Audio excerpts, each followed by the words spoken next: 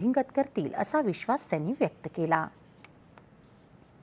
पश्चिम आशियातल्या संघर्ष परिस्थितीच्या पार्श्वभूमीवर विविध मंत्रालय आणि विभागांच्या सचिवांनी आज नवी दिल्लीतल्या पत्रकार परिषदेत या संदर्भातल्या ताज्या घडामोडींविषयी माहिती दिली। देशात एलपीजीचा पुरवठा सामान्य स्वरूपात होत आहे।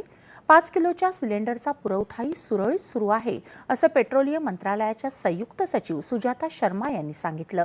मार्चपासून आतापर्यंत 4,93,000हून अधिक नवीन पीएनजी जोडण्या दिल्या आहेत, तर 39,000हून अधिक ग्राहकांनी आपली एलपीजी जोडण्या परत केल्या आहेत असं त्या म्हणाल्या।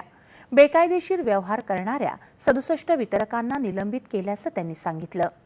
होर्मुझ सामुद्रधुनीमार्गे आतापर्यंत 10 जहाजं निघाली, त्यापैकी 9 जहाजं गंतव्यस्थळी दाखल झाली असून एक जहाज वाटेत असल्याचं बंदर आणि जहाज बांधणी मंत्रालयाचे संचालक मनदीप सिंह रंधावा यांनी सांगितलं।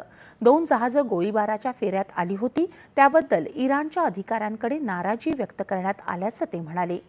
पश्चिम आशियातल्या बदलत्या परिस्थितीमुळे जागतिक पुरवठा साखळीवर होणारा संभाव्य परिणाम लक्षात घेऊन देशभरातल्या प्रमुख ग्रामीण पायाभूत सुविधा कार्यक्रमांची अंमलबजावणी अखंडपणे सुरू राहावी या दृष्टीनं ग्रामीण विकास मंत्रालयानं सर्वसमावेशक आढावा घेतला आहे असं ग्रामीण विकास मंत्रालयाचे संयुक्त सचिव अमित शुक्ला यांनी या पत्रकार परिषदेत सांगितलं।